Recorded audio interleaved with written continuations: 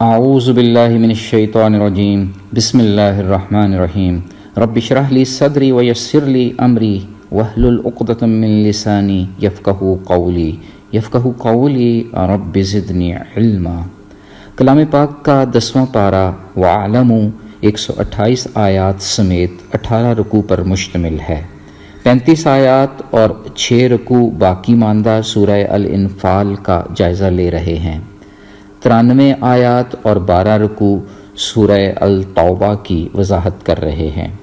اس پارہ کو میں نے ڈیوائن میریکلز یعنی ربانی معجزات کا نام دیا ہے۔ جنگ بدر کے کچھ معجزات پیش نظر ہیں۔ زندگی کے ہر موڑ پر ربانی معجزات ہمیں سیدھی راہ پر لگاتے ہیں، ہمارا سر فخر سے بلند رکھتے ہیں، ہمیں نیچا نہیں دکھلاتے۔ دل کی سچائی سے ربوبی حکم مانتے رہیں تو معجزات ہماری ہاری ہوئی جنگ بھی جیت دیتے ہیں۔ اس پارہ کے پہلے رکوع میں مال غنیمت کی تقسیم کا بیان ہے۔ جنگ بدر کے واقعات کی یاد دہانی کرائی جا رہی ہے کہ کس طرح روشن دلیل دی گئی تھی زندہ رہنے کی۔ اللہ تعالیٰ نے تمہاری نظروں میں مشرکین کی تعداد کم دکھلائی۔ دوسرے رکوع میں جنگ کے آداب اور ثابت قدمی کی تعلیم دی گئی ہے۔ اللہ رب العزت کو بہت زیادہ یاد کرو، اس کی فرما برداری کرو، اختلاف نہ کرو ورنہ بزدل ہو جاؤ گے۔ صبر کرو کیونکہ اللہ صبر کرنے والوں کے ساتھ ہیں۔ رکوع میں یہ بھی واضح ہو رہا ہے کہ ہمیں ان لوگوں جیسا نہیں بننا جو اتراتے ہوئے لوگوں کو اللہ کی راہ سے روکتے ہیں۔ غزوہ بدر میں شیطان کی شمولیت، کافروں کو ہلہ شیری دینا اور پھر فرشتوں کو دیکھ کر فرار ہو جانا اسی رکوع میں بیان کیا گیا ہے۔ تیسرے رکوع میں اللہ پر بھروسہ کو زبردست حکمت قرار دیا جا رہا ہے۔ اللہ اپنے بندوں پر ظلم کرنے والا نہیں ہے۔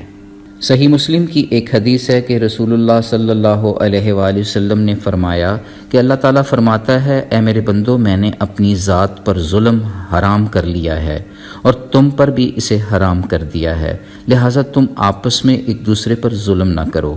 اے میرے بندو، میں تمہارے اعمال تمہیں بدلہ دینے کے لیے محفوظ کر رہا ہوں۔ پھر جو شخص اچھائی پالے اسے میری تعریف بیان کرنی چاہیے، اور جو شخص برائی پائے اسے اپنے آپ کو ہی ملامت کرنی چاہیے۔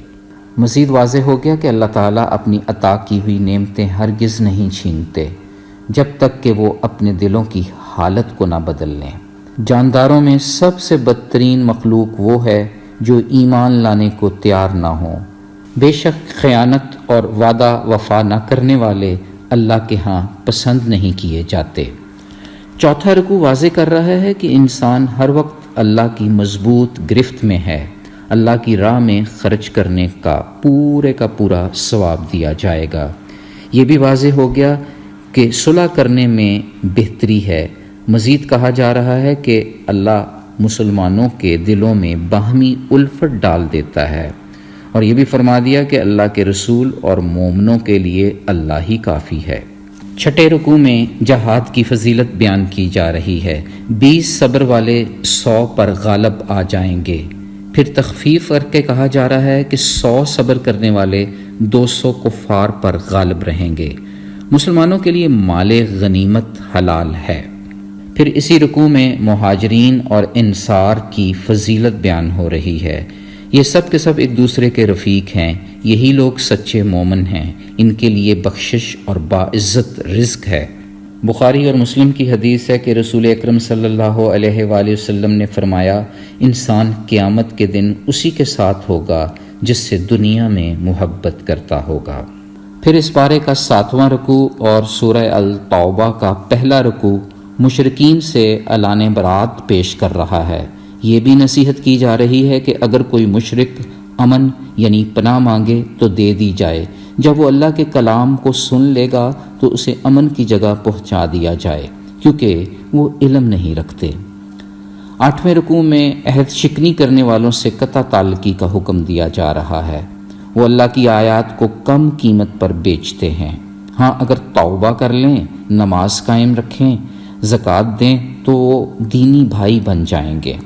9ویں رکوع میں یہ واضح کیا جا رہا ہے کہ مسجدیں آباد کرنے والے سچے مومن ہیں، اور یہ کہ ایمان کے بغیر نیک اعمال کی قبولیت نہیں ہے۔ جو لوگ ایمان لائے، ہجرت کی، اللہ کی راہ میں اپنے مال اپنی جان سے جہاد کیا، اللہ کے ہاں ان کا درجہ بہت بڑا ہے۔ 10ویں رکوع میں جنگ حنین کا بیان ہے، جہاں اللہ نے لشکر بھیجے جنہیں کوئی نہیں دیکھ سکتا تھا۔ اس میں یہ بھی واضح ہو گیا کہ اگر تمہیں غربت کا خوف ہے تو بعید نہیں اللہ چاہے تو تمہیں اپنے فضل سے غنی کر دے۔ 11واں رکوع واضح کر رہا ہے کہ اللہ کا نور غالب آ کر رہتا ہے، دین اسلام کا ہر دین پر غلبہ ہے، زکوٰۃ ادا نہ کرنے والوں کے لیے سخت وعید ہے۔ 12ویں رکوع میں جنگ تبوک میں شریک نہ ہونے والوں پر عطاب کی کہانی رقم کی گئی ہے۔ واضح کیا جا رہا ہے کہ دنیا کی زندگی کا فائدہ آخرت کے مقابلہ میں بہت کم ہے۔ اسی رکوع میں یہ حکم بھی صادر کیا جا رہا ہے کہ ہر حال میں اللہ کی راہ میں اپنی جان اور مال سے جہاد کرو۔ یہ بہت بڑی حکمت اور دانائی کی بات ہے۔ 13ویں رکوع میں واضح کر دیا گیا کہ سچے مسلمان حیلے بہانے نہیں بناتے، جہاد کی اجازت نہیں مانگتے پھرتے۔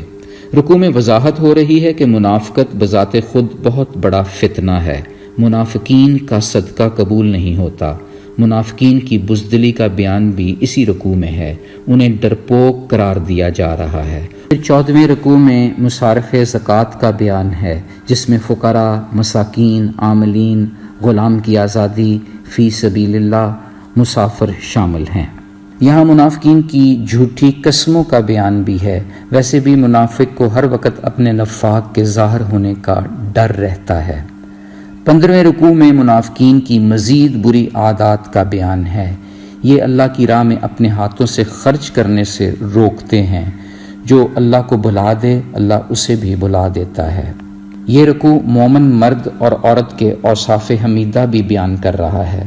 وہ نیکیوں کا حکم دیتے ہیں، برائی سے بچا کر رکھتے ہیں، نماز کی پابندی کرتے ہیں، زکوٰۃ ادا کرتے ہیں، اللہ اور اس کے رسول کی اطاعت کرتے ہیں۔